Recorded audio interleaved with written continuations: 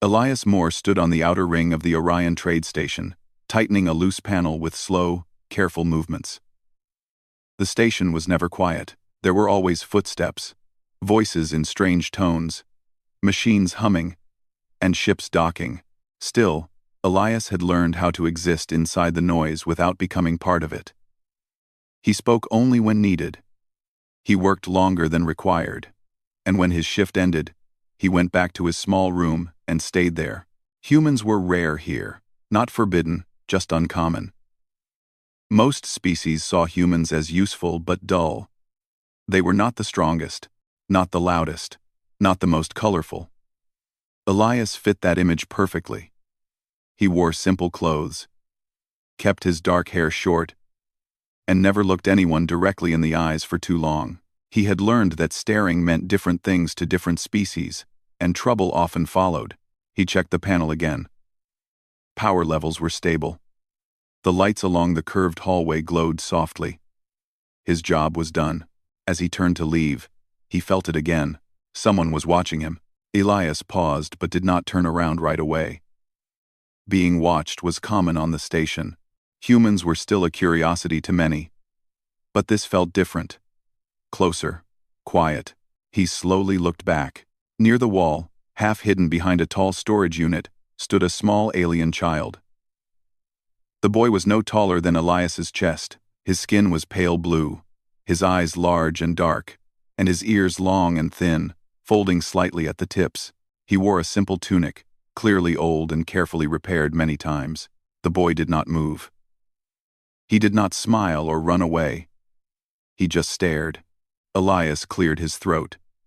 Hi, he said carefully, using the trade language. The boy blinked once. You fix things, he said. Elias nodded. Yes, that's my job. The boy stepped closer, light-footed and silent. You are human. Yes. You do not shout. Elias almost smiled. I guess not. The boy tilted his head. Others shout when they fix things. Or they hit them. Elias shrugged. That usually makes it worse. The boy seemed to think about that. He nodded slowly, as if storing the answer somewhere important. Before Elias could say anything else, a loud voice echoed down the corridor.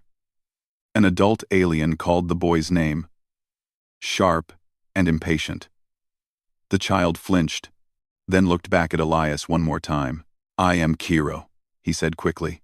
Then he ran away. Elias watched him go, then shook his head and returned to his work route. Encounters like that happened all the time. Alien children were curious.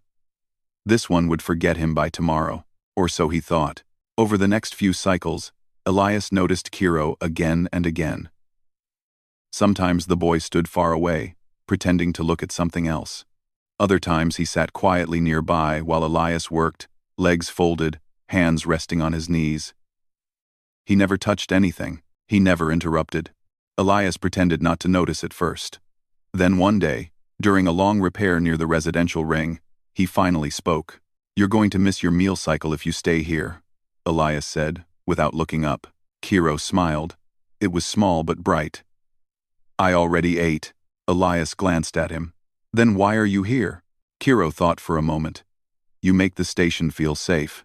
Elias froze. That was not something anyone had ever said to him before. I just fix machines, Elias replied. Kiro shook his head. Machines keep us alive. That is important. Elias didn't know how to answer that, so he went back to work. Later that day, Elias saw Kiro with his mother for the first time. She was tall, with the same pale blue skin but sharper features. Her posture showed exhaustion held together by pride. She spoke quietly to a group of her kind, while Kiro stood close, one hand gripping her sleeve. Elias didn't mean to listen, but the trade language carried easily. There is no male guardian, one of the others said. You know the rules. I know the rules, Kiro's mother replied calmly. Then you know what happens next. Her jaw tightened, but she said nothing. That night, Elias lay awake in his room, staring at the metal ceiling. He told himself it was none of his business. Alien customs were complex and dangerous. Humans survived by staying out of them. Still, Kiro's words echoed in his mind. You make the station feel safe. The next day, Elias was repairing a coolant line near the inner gardens when he felt a small presence behind him. He didn't turn around. "Kiro," he said. "Yes. You shouldn't sneak up on people." "I did not sneak," the boy replied. "I walked quietly." Elias sighed. "That's sneaking." Kiro accepted this. "I am sorry." Elias finished his work and stood up. "What do you need?" Kiro hesitated. Then he stepped closer than ever before. He reached up, placing his mouth near Elias's ear, and whispered, "My mom likes you. Please be my dad, human." Elias felt his entire body lock up. "What?" he whispered back, pulling away slightly. Kiro's face was serious, not playful, not confused. "She says, you are kind," Kiro continued. "She says you are calm. She says, calm males protect better than angry ones." Elias shook his head.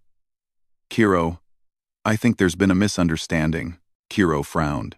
"You do not like us?" "That's not it," Elias said quickly. I'm not." He stopped. He had no words for this. Kiro's ears drooped slightly. "If we do not have a father," he said softly, "we will be sent away." Elias swallowed. "Sent where?" Kiro looked down. "Places where children learn to be strong without families."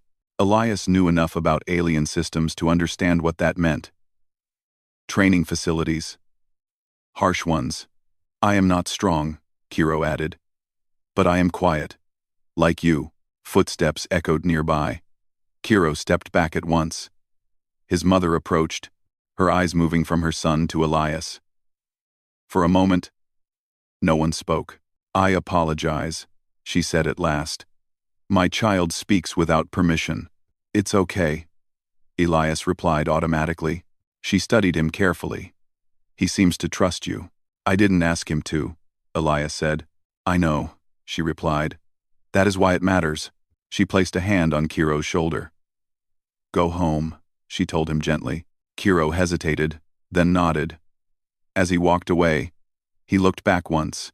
Hope and fear mixed in his eyes. Elias watched them disappear into the crowd. For a long time, he stood there, surrounded by noise, feeling something unfamiliar tighten in his chest. He told himself again that this was not his responsibility. But for the first time since leaving Earth, Elias Moore was not sure he believed his own words. Elias Moore tried to return to his normal routine, but the station no longer felt the same. Every corridor reminded him of Kiro's quiet voice. Every calm hum of the machines reminded him of the way the boy had watched him work, as if every small action mattered. He told himself it would pass. It did not. The next few cycles were tense across the Orion trade station. Rumors moved faster than ships. Border disputes, resource shortages, council inspections. When powerful alien groups felt pressure, weaker families always felt it first. Elias noticed more guards near the residential ring where Kiro lived. Their armor was dark and heavy, their movements sharp. They were not there to protect. They were there to observe. During a late maintenance shift, Elias received a repair request from that same residential ring. He stared at the screen longer than necessary before accepting it. The hallway was quieter than usual when he arrived. Doors were closed. Lights were dimmed. He worked carefully, replacing a damaged power conduit, when he heard soft footsteps again. "You came," Kiro said. Elias did not look up. "I was assigned." Kiro sat down nearby, hugging his knees. "The council is coming." Elias tightened a bolt. "Councils come and go. This one decides families," Kiro replied. Elias's hands slowed. "What do you mean?" Kiro hesitated. "If a family is incomplete, they are reassigned." Elias finally looked at him. "Reassigned where?" Kiro shrugged slightly. "Different places. Different lives." That was not an answer. And they both knew it. Elias finished the repair and packed his tools. "Where is your mother?" "Meeting," Kiro said. "She told me to stay inside. I wanted to see you." Elias sighed quietly. He knelt, so they were closer to the same level. "Kiro, What you asked me before, it's not something I can just agree to. Kiro nodded. I know. Big decisions need time. That answer surprised Elias. Who told you that? You did, Kiro replied simply. When you said fixing things slowly makes them last. Elias felt a tight ache behind his ribs. Before he could respond, the door to the nearby unit slid open. Serena stepped out. Her eyes widened slightly when she saw Elias kneeling in front of her son. I didn't mean to interrupt, Elias said quickly, standing up. You're not, she replied. I asked for the repair. She gestured inside. Please, if you have time. Elias hesitated. Then he nodded. Her home was small but clean. Everything had a place. Nothing was wasted. The walls showed faint marks of old decorations removed long ago. A home prepared for loss, Elias thought. Serena offered him a seat. He remained standing. My son told you something, she said calmly. Yes, Elias replied. I think he misunderstood. She shook her head. He understood more than you think. Elias looked at her. I'm not what you're looking for. We are not looking for power, she said. We are looking for safety. She folded her hands. In my culture, strength is loud, dominant, forceful, but that strength fails when chaos comes. I have seen it. Elias said nothing. You, she continued, remain calm when alarms sound. You repair instead of destroy. My son notices these things. Elias swallowed. I'm human. I don't belong in your customs. Serena met his eyes. That is why you matter. A distant announcement echoed through the station, calling certain family units to report for evaluation. Serena's name appeared on the list. Kiro's shoulders tensed. They're early, she murmured. Elias felt something shift inside him. What happens now? They decide whether we stay, she said. Or separate.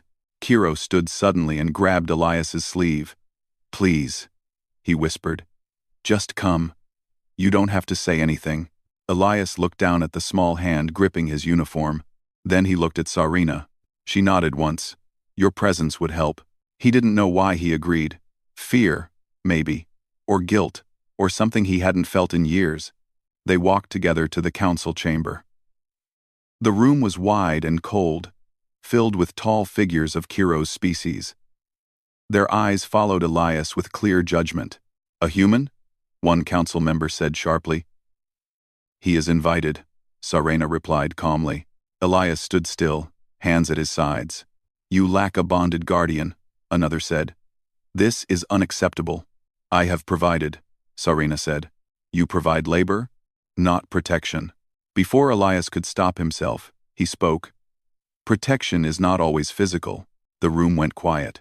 Several council members turned toward him. Explain. Elias took a slow breath. I maintain your station systems. Life support. Shields. Power flow.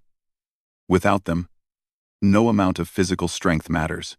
That is service, one replied. Not guardianship. Service keeps children alive. Elias said, voice steady. That seems like guardianship to me. Murmurs spread across the chamber. You are not bonded, the lead counselor said. You have no claim. I'm not asking for one, Elias replied. I'm asking you to reconsider what strength means. Silence followed. Finally, the counselor spoke. We will delay judgment. Temporarily. Kiro let out a small breath he had been holding. Outside the chamber, Serena turned to Elias. You did not have to do that. I know, he said, but I did. From that day, everything changed. Word spread quickly. A human had spoken back to the council. Not with anger. Not with threat. With reason. Some mocked him. Others watched closely. Elias found his work requests increasing. Critical systems. Sensitive areas. He realized the station relied on him more than he had ever known. One cycle later, the station shook violently. Alarms blared. A cargo ship had collided with a power relay, triggering a chain failure. Panic spread. Elias ran toward the core systems, issuing calm instructions over emergency channels. He coordinated repairs, rerouted energy, stabilized the station. Kiro watched from a safe zone as screens showed the human moving through fire and smoke without hesitation. When the crisis ended, lives were saved. The station remained intact. For the first time, no one called Elias weak. That night, as Elias passed the residential ring, Kiro waited for him. "You fixed everything," the boy said proudly. Elias knelt. "We fixed it together. Many people helped." Kiro shook his head. "But you led without shouting." Elias looked toward the stars through the station windows. He still didn't know if he could be what Kiro wanted, but he was no longer running from the question. And across the Orion trade station, a quiet truth was forming. Human strength was being noticed. The change did not come all at once. It came slowly, like pressure building behind a sealed door. After the station crisis, Elias Moore was no longer invisible. He still walked the same corridors, wore the same simple clothes, and spoke in the same calm voice. But eyes followed him now. Some were curious, some were doubtful, some were careful. Among Kiro's people, opinions split. Some elders said the human was clever but weak, a tool that had overstepped its place. Others whispered that this calm human had protected more lives in one cycle than many warriors had in years. Kiro felt the change most of all. Other children no longer pushed him aside. Some even asked him questions about the human. What was it like living near him? Did humans really feel fear? Did they really think before acting? Kiro answered honestly. "He listens," he said. "And when he promises something, he keeps it." Sarina watched all of this quietly. She saw how Elias never made grand claims, never demanded recognition. He simply continued working, repairing systems, guiding teams, and helping where needed. Still, the council's delay had an end date. The evaluation would return, and this time, it would not be gentle. Elias learned this during a late shift in the command maintenance bay. A station official pulled him aside, voice low. "They are calling a full-strength review," the official said. "Your involvement with that family is part of it." Elias nodded. "I expected that. You could step away," the official added. "Say it was temporary assistance." Elias thought of Kiro's small hand gripping his sleeve. "I won't," he said. That choice set everything in motion. The council announced a traditional trial. Not a fight, but a test of worth. Each guardian candidate would be measured not only by physical ability, but by their contribution to the survival of the community. It was rare and risky. Sarina confronted Elias when she heard. "This is dangerous," she said. "They are not fair when they feel threatened." "I know," Elias replied. "You could be removed from the station." "I know." She studied his face. "Why are you doing this?" Elias looked past her, toward the residential corridor where Kiro was pretending not to listen. "Because walking away would be easier," he said. "And easy choices rarely protect anyone." Kiro stepped forward. "I believe in you." Elias smiled softly. "That makes two of us." The trial began 3 cycles later. The council chamber was filled beyond capacity. Not only Kiro's species attended, others came to watch. Humans were rarely involved in trials like this. Curiosity alone drew a crowd. The first tests focused on endurance. Not strength alone, but sustained effort under pressure. Elias worked alongside beings twice his size, repairing simulated system failures, while alarms blared and temperatures rose. He did not rush. He did not panic. When his hands trembled from exhaustion, he slowed his breathing. When others made mistakes, he corrected them without blame. Observers began taking notes. Next came strategic judgment. Candidates were given a simulated crisis. Multiple failures, limited resources, lives at risk. Many chose to save their own groups first. Elias chose balance. He redirected power, created safe zones, and accepted small losses to prevent total collapse. It was not perfect, but it worked. Finally, the council demanded a demonstration of resolve. A senior challenger stepped forward, tall, scarred, a respected warrior. "You speak of calm," the challenger said. But calm breaks when fear arrives. The chamber grew silent. Elias met the warrior's gaze. Fear arrives whether we invite it or not, he said. The question is, what we do when it stays. The warrior advanced, not to strike, but to intimidate. He loomed close, voice rising, movements sharp. Elias did not step back. He did not raise his voice. He waited. The warrior paused, confused by the lack of reaction. The moment stretched. Then the council spoke. Enough. The test ended. The results were unclear. The council withdrew to deliberate. Hours passed. Kiro sat beside Elias, legs swinging nervously. Did you do well? I did my best, Elias replied. That is enough, Kiro said with certainty. When the council returned, the chamber quieted instantly. The human has demonstrated value, the lead counselor said. But tradition remains. Elias's heart sank. However, the counselor continued, tradition exists to protect the future, and the future has changed. Murmurs spread. We recognize Elias Moore as a provisional guardian under community law, the council declared. His bond will be tested not by dominance, but by continued service. Kiro froze. Then his face lit up. Serena closed her eyes, relief washing over her.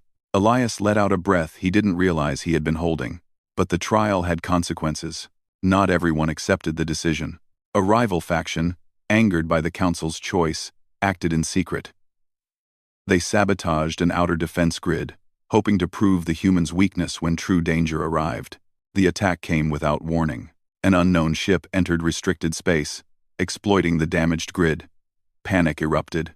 Elias was already moving before orders were given. He coordinated defense teams, rerouted shields, and manually accessed systems others could not. He placed himself in danger again and again. Not for recognition, but because someone had to stand there. Serena helped organize evacuations. Kiro stayed with other children, repeating Elias's calm words to them. We are safe, he said. He will not let the station fall. And he was right.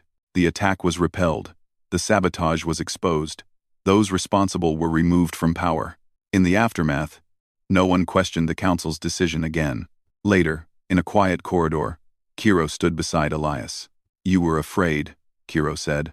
Yes, Elias admitted. But you stayed, Kiro said. Yes, Kiro nodded seriously. That is what fathers do. Elias placed a gentle hand on the boy's shoulder. He did not argue. For the first time, he allowed himself to accept the role forming around him, not as a warrior, not as a ruler, but as something stronger. A human who chose to stay when leaving would have been easier. And the station, in its vast and living silence, seemed to breathe a little easier because of it. The station did not celebrate right away. After the attack, there was damage to repair, systems to check, and trust to rebuild. But something important had already changed. People moved with more purpose. Conversations were calmer. Orders were clearer. Fear no longer ruled every decision. Elias Moore returned to his work, just as he always had. He repaired damaged relays, recalibrated shields, and checked life support systems, section by section.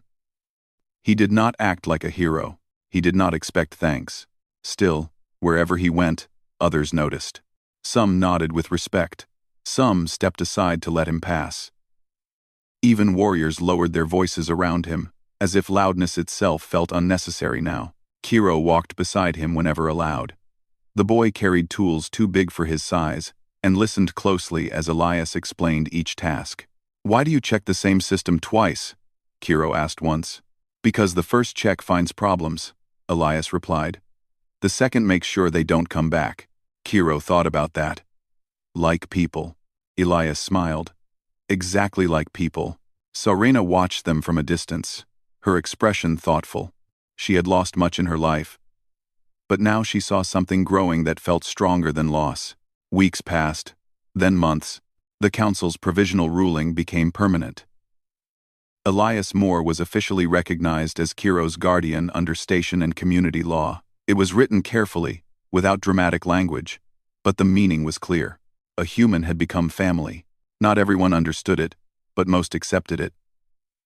Results spoke louder than tradition. Under Elias's guidance, station emergency plans were rewritten. Training emphasized coordination instead of dominance. Young warriors learned when to stand firm and when to step back. Accidents decreased. Survival rates increased. Other stations began asking questions. How did you stabilize so quickly? Why are your systems holding under pressure? The answer was always the same. A human helped us rethink strength. Elias did not attend meetings unless required. He preferred teaching crews directly, showing them how small choices added up. He taught patience, preparation, and responsibility. He taught care. One quiet cycle, Elias returned to his room to find a small package outside his door. Inside was a simple handmade object, shaped carefully from scrap material. It was imperfect, but solid. Kiro stood nearby, trying to look casual. "I made it," he said. "It's a signal holder, so you don't drop your communicator." Elias took it gently. "It's very well made." Kiro's ears lifted slightly. "You think so?" "I know so." That night, Elias placed the holder beside his bed. It stayed there from then on. The true test came later, when a fleet arrived unannounced. They were not traders. Their ships were large, armored, and unfamiliar. They demanded access to station resources, claiming authority through old treaties few remembered clearly. Fear returned, fast and sharp. The council gathered in panic. Some argued for surrender. Others demanded immediate defense. Elias listened. Then he spoke. "We don't know their intentions," he said calmly. "But panic will give them control." "They have more ships," a council member argued. "Ships don't win alone," Elias replied. "People do." He proposed a plan. Not aggressive, not submissive. They would delay, communicate, show readiness without threat, reinforce defenses quietly, prepare evacuation routes without announcing them, and above all, stay calm. The council hesitated. Then Sarina spoke. "He has never failed us." Others nodded. The plan was approved. When the fleet attempted to force access, they found shields already adjusted to absorb and redirect energy. When they sent threats, they received clear, measured responses. When they tested weak points, they found none. Hours turned into days. The fleet withdrew. No battle was needed. The station remained safe. Afterward, the council officially honored Elias. The ceremony was simple. No loud music. No grand speeches.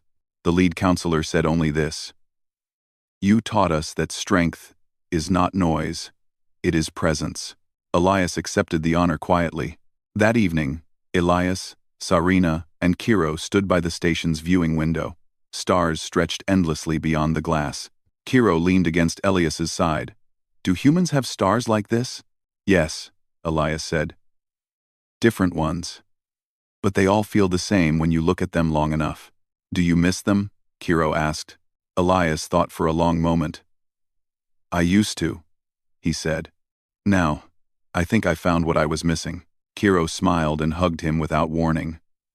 Elias froze for half a second, then returned the hug gently. Sarina watched, eyes shining. "Thank you," she said softly. "For what?" Elias asked. "For staying," Elias nodded. "I'm not going anywhere." Years later, stories spread across trade routes and distant worlds. Stories of a human who never raised his voice, but changed everything. Of a station that survived because it learned to think instead of react. Of an alien boy who grew up strong, not because he was loud, but because he was steady. And when asked how it began, the answer was always the same. It began when a small alien child whispered into a human's ear, asking for something simple and brave.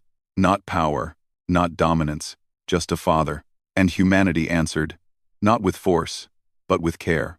Across the stars, the lesson remained. When humans choose to protect, they do not need to conquer. They endure, they adapt, they stay. And that is enough.